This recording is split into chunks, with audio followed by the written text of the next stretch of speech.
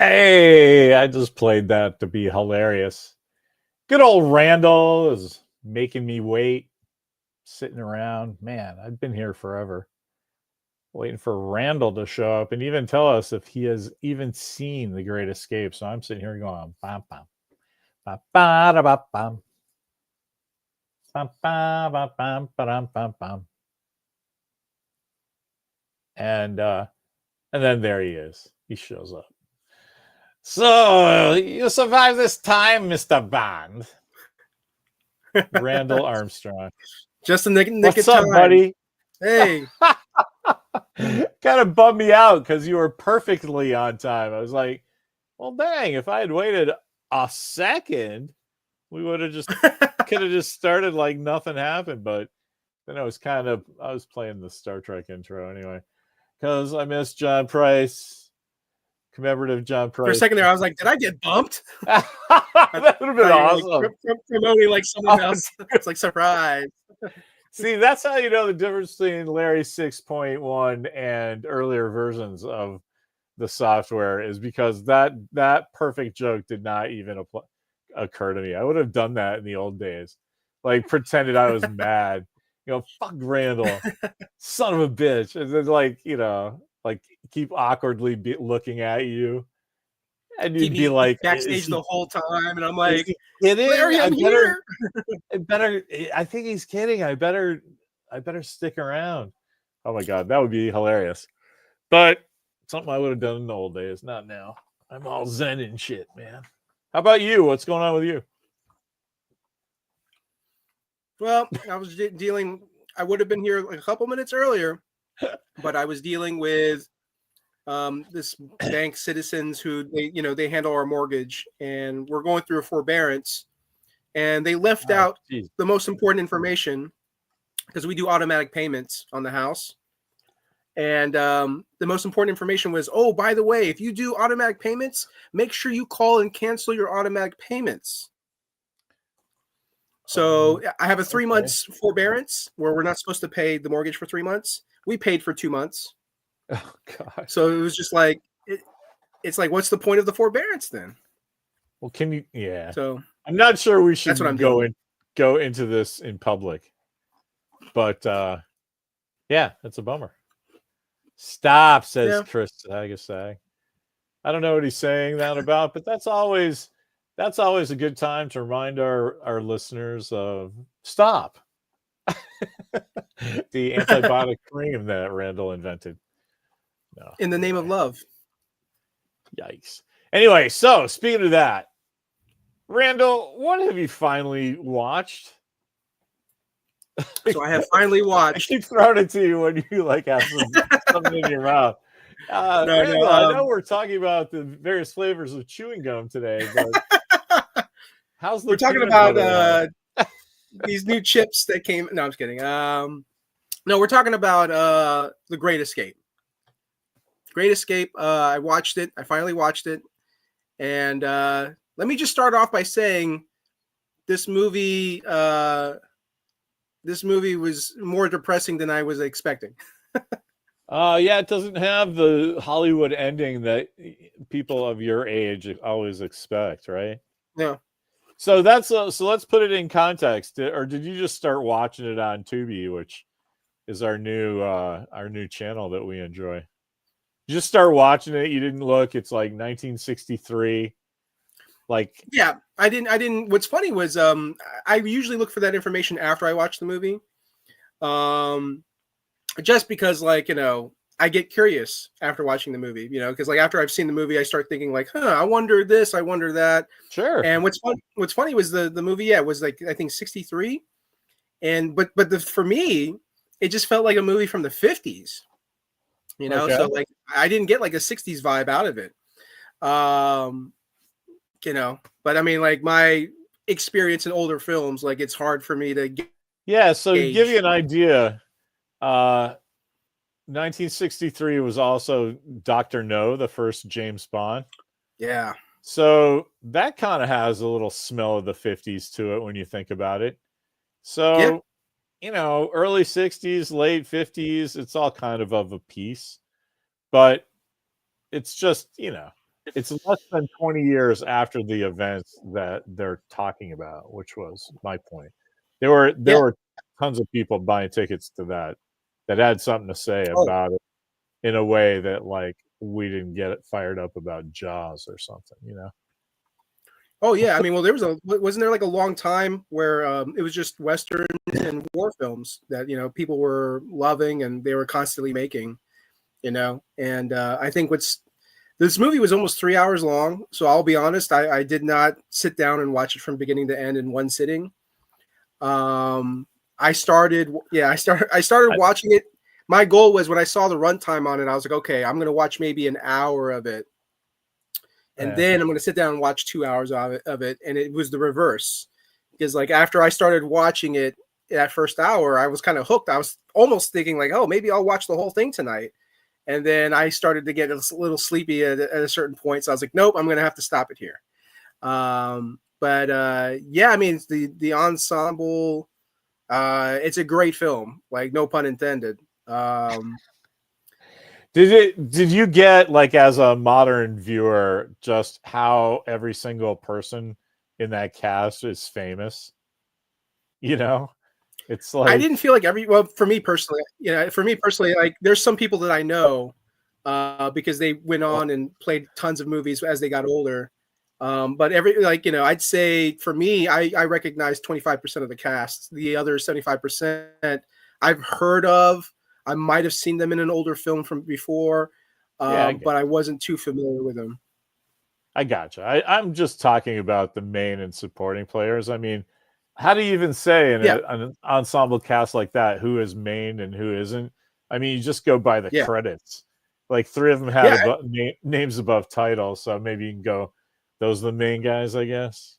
yeah. Well, and I have to say, Yeah. this is probably the first Steve McQueen movie I've actually seen.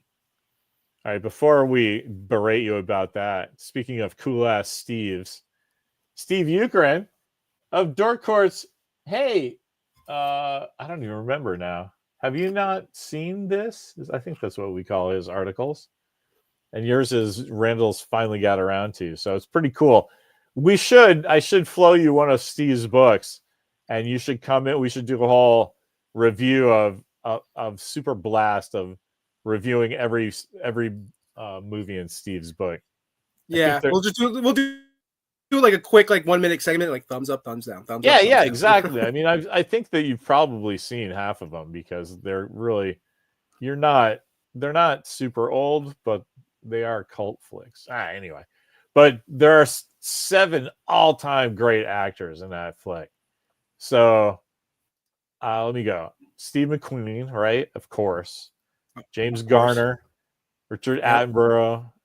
Charles Bronson, Donald Pleasance, James Coburn, David McCallum. There's one more that I feel like I should know, but he's like a British guy. so but like I wasn't even counting. How many was that? 9 or 10? That was 7. 7. Okay. So see, Steve's right. Anyway. Yes. Steve is giving us the okay to kind of do a bit reviewing his and then see that's win-win because Steve's book is amazing. It sends people to his articles and then we can make fun of you because either you've seen them which is great, or you've seen them and you don't like it, and so. And you're like, how could you, Randall? How could you betray us? Oh, James Donald. That's the. Is that the Tunnel King number 4 or something? The blonde guy. I can never remember his name. The Yeah, Tunnel that King might be guy. him. That's the guy that becomes that Tim Lerner was talking about. I think in the because I always do a little thing going, hey, come listen to Randall tonight at 6 on the internet. Anyway, Tim loves Joe Meek and this one song he did called Telstar to celebrate America's Sputnik. And he's just really into it, I think. And then the musician Joe Meek had a like crazy conspiratorial end to his life. So he's really into that. But apparently, Tim Lerner said today that James Donald, this guy that's in The Great Escape, was an actor who eventually became a singer through his writing some song for Joe Meek that was his first breakthrough. So he gave the world the dude who did his favorite song, basically. Wow, Okay. that was a really long way to go to say Tim Lerner is the bomb ass diggity. He used to, in the old days when this was an effort, used to send around a themed collection of all the songs he listened to that year on CDs. There were like 14, 18, 21 CDs. You'd get them Nice. in a big fish tackle box. Man, I love that guy. Anyway, here are the things. Before we get to the Steve is here listening, so that's kind of cool. He might be here because we do the Steve Ukraine questions where, you know, what's one of the questions? What's the most impressive? Well, what was your impression before you saw the film? Before we get to that, Yeah. I want to say something that's super cool. I've seen this movie like 40 times. I don't know. As much as I've seen Temple of Doom. Let's put that way. A lot, but not as much as some of my favorites, right? Yeah. And I just realized I always used to think of it as an anti-heist film, right? Where heist films are always you have to break into somewhere to get the thing that you want, and you have to get by the thugs and the guys who own it, and you have to do all that stuff. And so I was like, this is kind of the opposite of that, where they're trying to break out. But this time I realized, no, man, it's a heist movie because it follows all the exact same beats.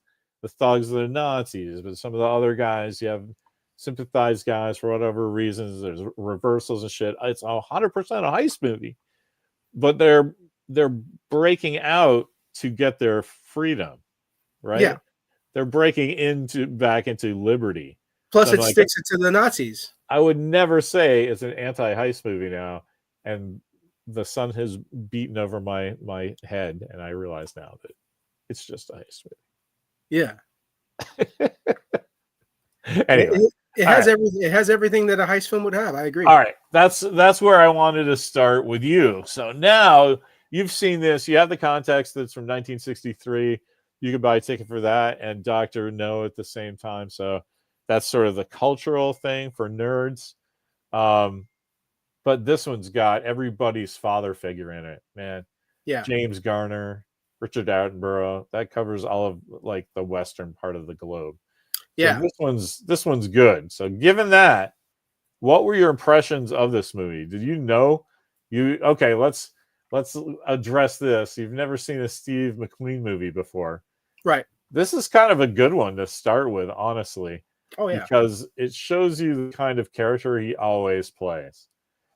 He's one man with a vision, right? He'll be part of your team, but he's gonna do it his way. And then, man, I love what he ends up not making it and I love what that means in that movie.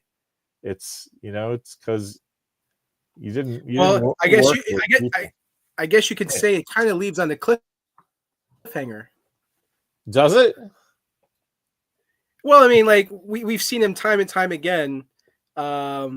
He keeps getting captured, right? And then he goes right into the cooler. And he successfully did escape, right? And he did it, and then purposely got caught so he can come back and get them the information. Yeah. Let's try to. Is that going to be the scene that you want to burn? Like, because the impression of the movie first is it's just some cool World War II ensemble, movie, right? Yeah. Okay. It's a war film with a great ensemble cast. It's like it's just one of those movies that Larry's going to make fun of me about, right? Well, no, I mean, like this is probably one of the reasons. It. Yeah, this is one of the reasons. Like, because *Inglourious Basterds* I think is my favorite Tarantino film, and I'm sure like when he made that movie, it's like obviously his inspiration was like Kelly's Heroes, probably Great Escape as well, And so watching Great Escape, it's like the reverse, right? Like here I am, I saw like the modern version of a World War II film. Oh yeah. And then so now I'm going back and I'm watching the movies that inspired that film. And so same thing, right? It's great ensemble cast of actors, World War II, Nazis, so there's so many stories. Yeah, that's awesome though that you are coming to like where the tropes came from, basically, like, but Yeah, from a modern eye. So yeah. See, Steve is like he made his version of Inglorious Bastards. That's all. that too. Yeah. That too, That's something. Is Hogan's Heroes streaming anywhere? Yes, I absolutely believe so because Walker and I were going through the holy sort of this version of what you and I are doing right now, Randall. I said, hey man, I know you don't like black and white stuff, but there's a whole bunch of stuff we talk about all the time where we haven't seen the first episodes of. Did they ever make a movie for Hogan's Heroes? I know they did a bio film, but like an actual movie of like the characters. Because you know how they made like McHale's Navy? Yeah, right? I don't think so. Okay. I don't think it's not very commercial in today's. No. So anyway, I said to Walker, we haven't watched all these number one episodes. So we watched the first episode of Wild Wild West. We watched the first episode of Gilligan's Island, which was the bomb. Nice. Watched the first episode of Lone Ranger, which was great. And then we watched, the first episode of Hogan's Heroes. So it is streaming somewhere. I don't remember where. It's probably Amazon. You're always mentioning Prime. Sagasag says, "Oh, Mel Gibson was supposed to be in the movie that Greg Kinnear played. That's what you mean. Okay. He doesn't mean Hogan. He means Robert Crane. I think that's his name. But the good news is everybody was kung fu fighting. No, Chris earlier says stop, and it's because I was humming the theme in the beginning. Oh, yeah. So the awesome thing is, what cures that? Just get the Hogan's Heroes theme in your head, and Can I say something about? It's a canceling wave. Can I say something about the theme real quick? Sure. I think my earliest memory of hearing that theme obviously wasn't from the movie, but it was from Naked Gun 33 and the Third. So that might have been the first time I heard that theme song, and I liked it. And then, like years later, of course, discovering that that's the song from The Great Escape. A good comedy reference. A good comedy reference is a good comedy reference. I'm sure Walker's first time he heard that is in The Simpsons, right? It's like that's just one of those things and why you need to watch this movie. So you get when you get those comic references, you get how funny it is and exactly what it's referencing. Because that guy just spilled a bunch of dirt on his shoes, right? It's not, you know what I mean, or whatever. You'll get why that's funny. Anyway, so congratulations. Thank you. Plus, I love Leslie Nielsen. I know, but we're talking about the Great Escape. We're talking Great Escape. Although it would be awesome if Leslie Nielsen was in it. I totally see him doing one of those British guys. He should have made a spoof for The Great Escape. That was the other thing about it being a heist movie is that they all have names, right? Like Steve McQueen's name is Virgil Hiltz, Captain Hiltz, but he's the Cooler King. Yeah. And then there's the Forger and the Scrounger, right? The Big X. They all have like code names, which is every single heist movie ever. Yeah. So, okay, Larry, talk yourself into that one.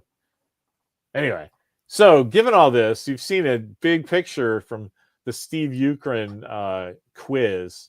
Philosophers everywhere, moviegoers around the planet use this in interviews that tens of people will see every day. So the first question of the Ukrin movie critic thing, I don't know if we have a question for this. It's Steve's questions. What was we did that. Number one was what was your impression of it? Number two was how have you never seen this movie already? I mean, I think I feel like Steve Harvey.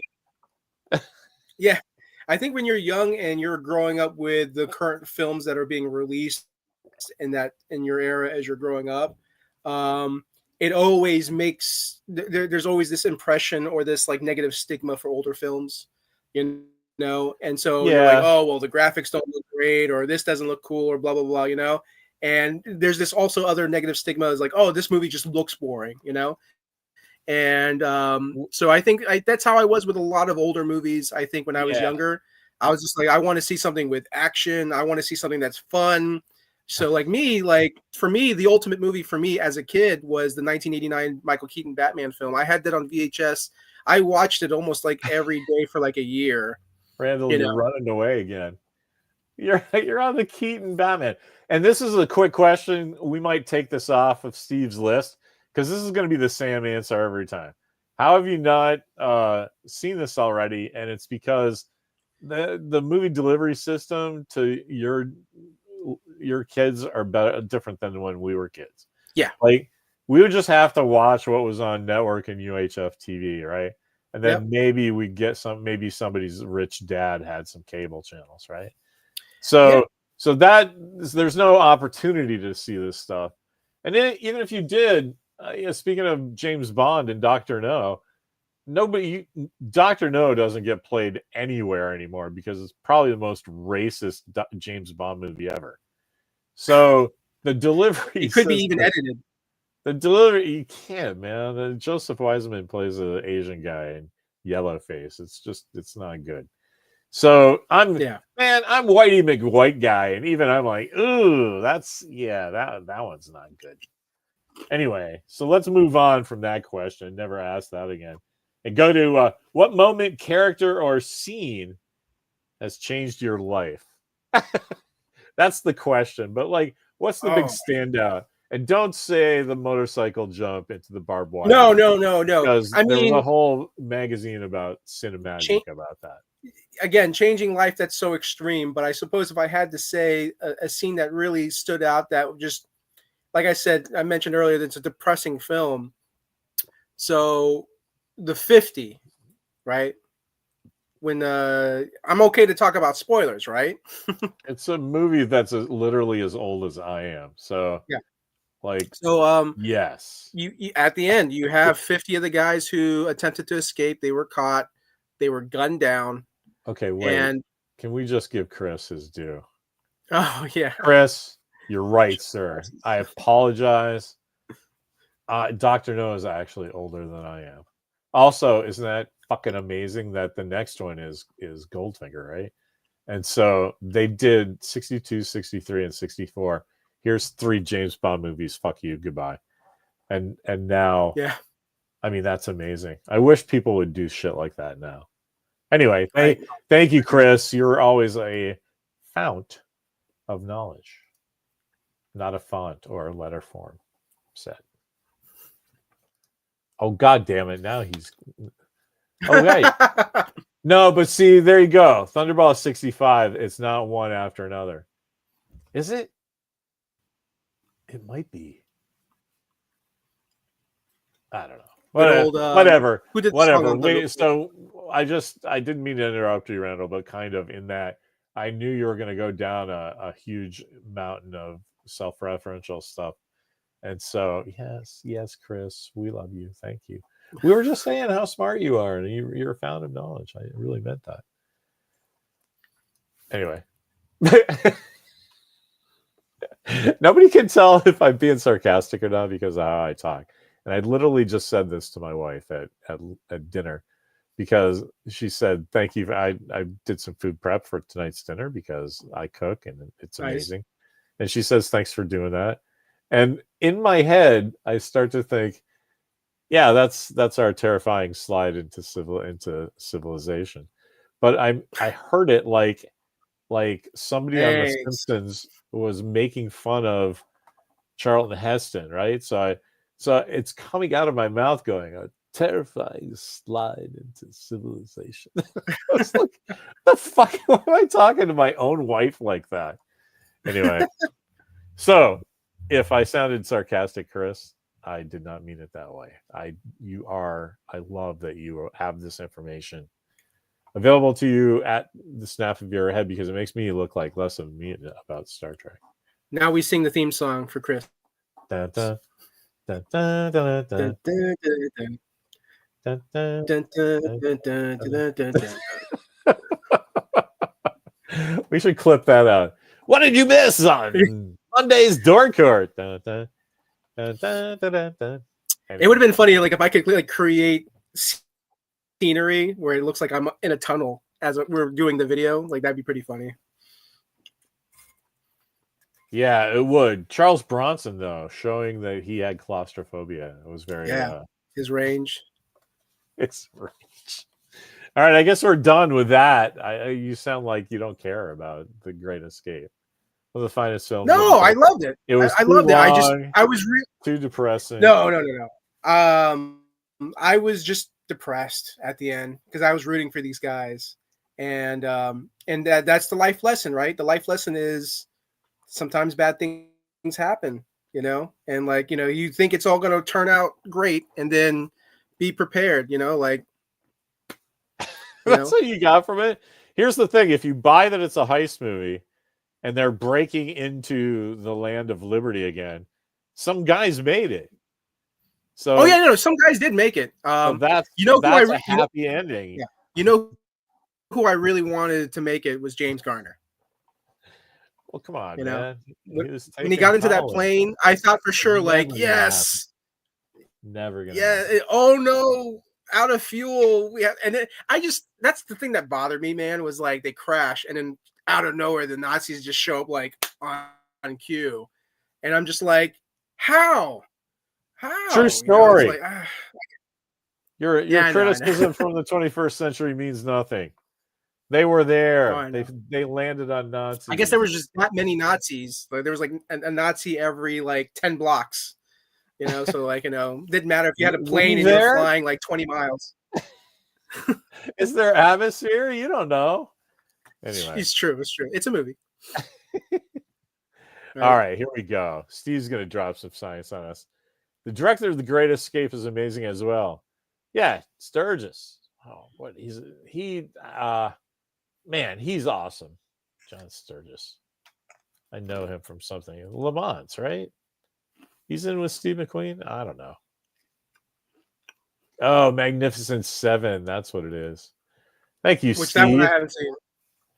Thank you. Yeah. Look, he's like, yeah, I know. I got there. Yeah, didn't we talk about Magnificent Seven because Steve McQueen's flipping his hat? Yeah, that was a great story. You should watch that one. You should watch Bullet if you're trying to do Steve McQueen movies. Yeah. I personally like the Sandpiper, the Sand something. It's this weird, like washed up Navy guy or romance thing. It's like sort of this early 60s Top Gun, except more boring. But he's just riveting in it. Any movie Steve McQueen is in, just watch that. Pebbles, right? The Sand Pebbles. Man, Sagasag, we're like, we grew up at the same time watching the same shit. That's for sure. Can I tell you my favorite part? Yes, please. Of this movie, though, right? So my favorite part. Yes. My favorite part. It's the only time I like legit like laughed out loud. Like I was caught by surprise by it, and I just thought that's hilarious. I love it. That's my favorite part of the film. It involves two of the Tunnel Kings, right? I can't remember the other guy's name, but obviously I'm forgetting his name now also. Jeez. Charles Bronson. Charles Bronson, thank you. So he's like, they're in the one hut where they're one of the tunnels where they're building. The Nazis are coming in to inspect, so they're clearing everything up. He jumps in the shower. He's taking a shower. The guy's mopping up. Yeah. And then James Coburn kind of just standing over there. And so Nazi comes in here and he's like, "What are you doing in this hut?" And he's like, "I'm mopping." And he looks at the other guy and you see Charles Bronson, and he's like, "I need a wash," And then he turns around, looks at James Coburn, and he just right away looks at him. He's like, "I'm watching him. I'm the lifeguard." Yeah. I'm the lifeguard. Yeah. And I just laughed, man. I was like, That's hilarious. I love that there's lots of story beats like that where there's no dialogue. Like that's everything Steve McQueen does after like his third time in the cooler, right? He just like walks into the cooler, sits down, starts throwing the ball against the wall before the guard closes the door. You know, he's like, "Yeah, man, like this is what I'm doing for the next couple months. Who cares?" I did like the scene also. I think it might have been the first or second time he's thrown in the cooler, and he hands the keys to the guard. Like he swiped the keys from the guard. Oh yeah, that's yeah. I don't remember it. It must have been the second time. Yeah, because if he had done that the first time, they would have killed him. Yeah, because he was going the first time he was going in for that baseball thing. Yeah. Anyway, speaking of Steve McQueen, here's a cool little fact. One of the movies he was working on when he died was The Bodyguard, that with Whitney Houston and Kevin Costner. Kevin Costner, right? So that's why Costner's got his haircut like that. Oh, okay. He wants to look like Steve McQueen. Nice. So I love that little. I've never seen The Bodyguard. Yeah, me neither. Like, why would you? But that's that's a cool fact, though, right? It's like, oh yeah, man, like that's a good movie. I feel as though I am the Steve McQueen of the mid '90s. What was he wearing? I should probably. Do you have a? No, I don't. No, I was gonna say you don't have a. You have a favorite part of the movie? Of this movie? I love everything about this movie. I love it's the like thing. I mean, look, you don't get Stalag 17. You don't get Hogan's Heroes. I don't know. You don't get a lot of like wacky sort of, I don't know, bits of the third season of Stranger Things, like a lot to The Great Escape, you know? Okay. Like I don't know. I love it. The whole thing from beginning to end.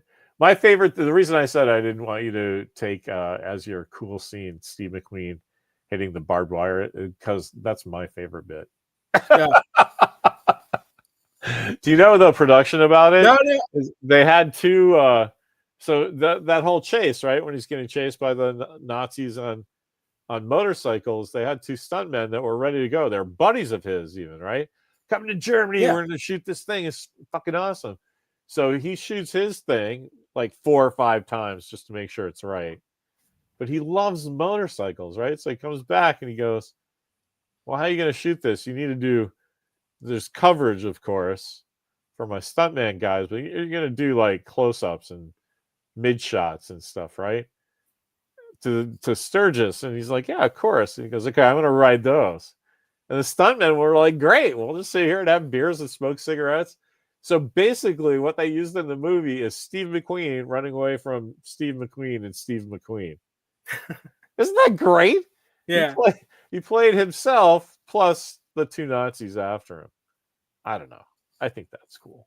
Yeah. No, I didn't know that. Anyway, so that's why that's my favorite bit.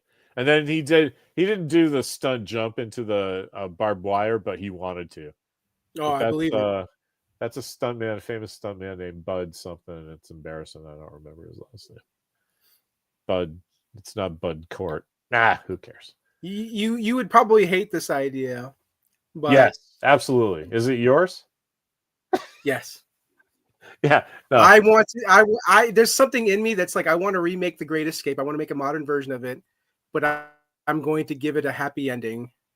Then afterwards, I'm going to have like, writer, director, or, actors sit around being filmed at the end of the movie, basically saying, listen, by the way, this is a remake, but we changed the ending for our film, based on a true story. This is what happened. These are the movies dedicated to the 50, go see the original Great Escape. And then, I think that's how I would do it. Please don't.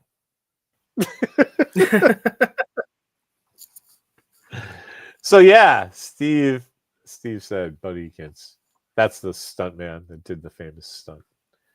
Yeah, man. And nice. Don't if you get to make a movie with Marco or something, don't do that. Oh no, Marco wouldn't want me to do that. Marco's like, get away from me. Why are you doing your own, taking somebody else's bullshit and changing the end? That's idiocy. It's Um, like a modern take. yeah, but nobody cares. We don't want a modern take. We don't want we want a modern observation of what's going on now, not a take on something that has happened already. Tell me I about think now. people are tired of seeing Trump. So That's what I mean. They're just tired of the same stuff. So why do the same thing except, oh, he was wearing pants instead. Ha ha! That's my modern take. Yawn.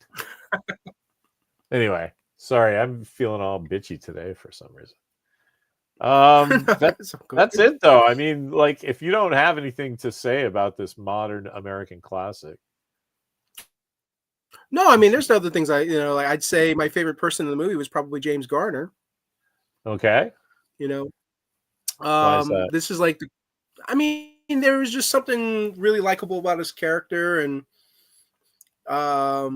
he definitely has and he's a leading man, right? So when you see him in that movie, and then you see Steve McQueen, obviously, Steve McQueen is the real lead, but the way Garner carried himself, I felt like he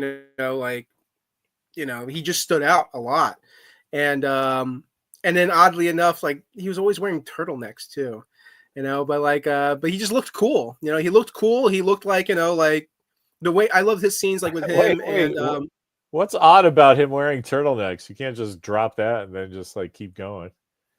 Like, oh, I'm just like when I was in school, this turtleneck took my girlfriend away. So fuck turtlenecks. Like, what?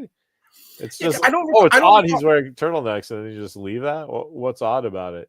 It was just odd because I don't think anybody else had turtlenecks, and I just felt like maybe he was wearing the turtlenecks just because it just made him look Like, fashionably look better, I guess.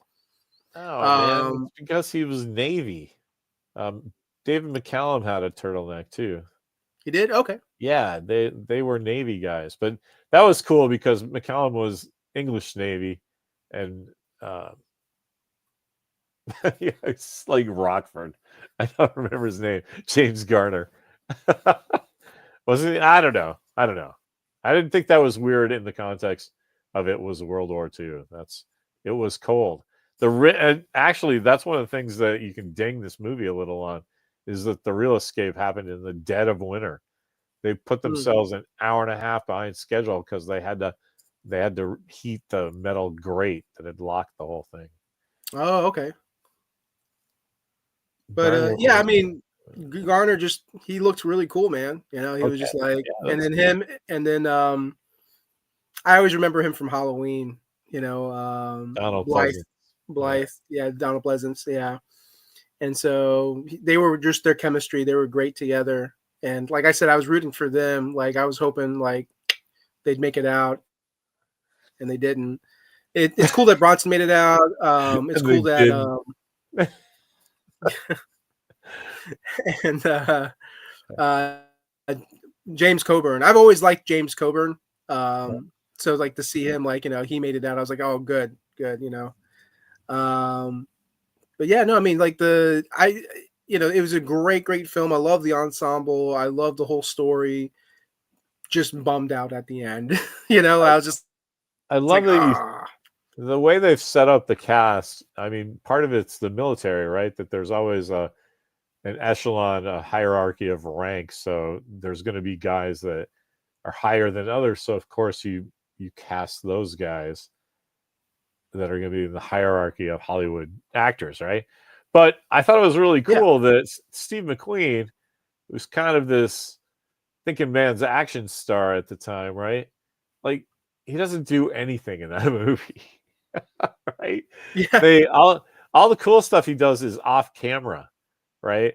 They just show him coming back from his thing and his oh hey your clothes are dirty. Wow, that must have been an amazing thing that we didn't see you do because that's you know yeah. it's that's not important to the story. The importance is we got to get you back in the cooler. So I always think that's really neat that guys that drive the storytelling narrative. I mean, he does so in jail half the time, right? As an Yeah. example for everyone. So that's a pretty smooth move that I think would go over the modern audience's head that it just doesn't know why Rampage 2 isn't out yet. I just said that to make fun of myself. Everybody who wants to get mad at the old geezer Oh, throwing insults, because I fucking loved Rampage. I think and that's the best video game adaptation movie ever. No lie. better than Sonic. That Sonic's bullshit. Who cares? That's nonsense. That's kiddie nonsense. Like Oh man. video adaptation is a Rampage, and then like everything else is number 2 or lower.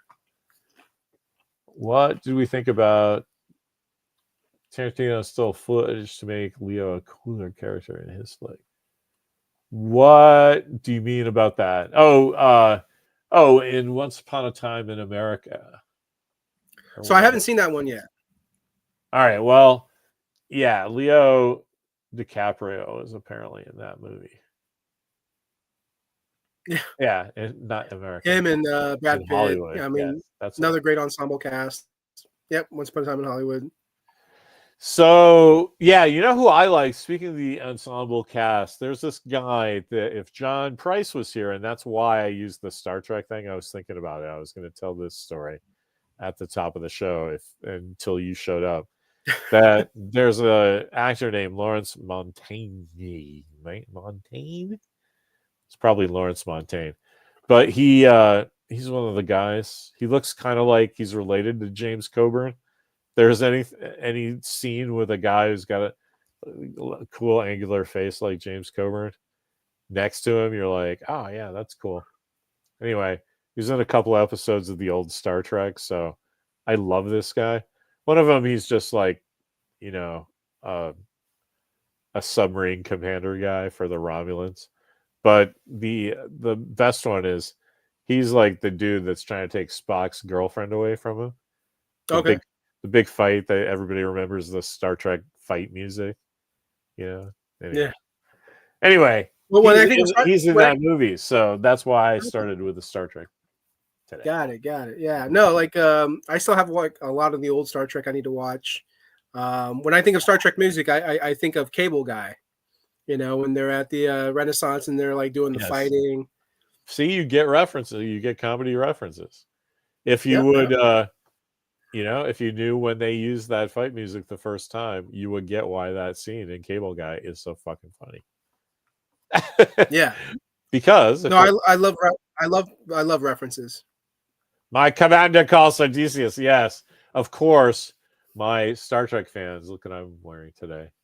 My Star Trek fans are in the. That's who he plays, and Ston, of course. Yes, because then I would have your name and your property, and still I would have Ston.